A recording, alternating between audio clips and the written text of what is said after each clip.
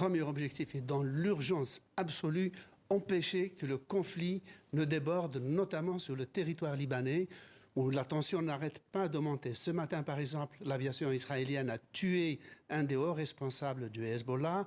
Depuis le 7 octobre, 130 combattants du Hezbollah ont été tués au Liban par des bombardements israéliens. Une douzaine de soldats israéliens ont été tués par des tirs du Hezbollah.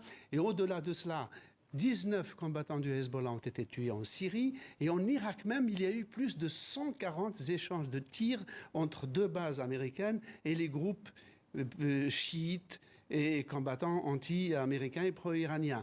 Et dans le détroit de Bab el-Mandeb et dans la mer Rouge, 20% du commerce maritime qui transitait par la région est détourné vers l'Afrique du Sud et le Cap de Bonne-Espérance.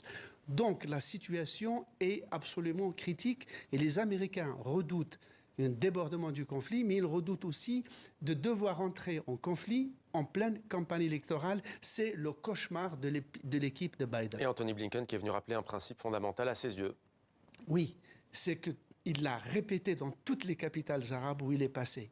Il est exclu que la population palestinienne soit expulsée de ces foyers. Il demande que ceux qui sont contraints de s'agglutiner dans le sud regagnent la zone nord, même si leurs maisons sont détruites. Et aussi, il insiste sur le fait qu'Israël doit, comme toute puissance occupante, protéger la population. L'idée de l'expulsion n'est pas seulement une lubie de ministre d'extrême droite.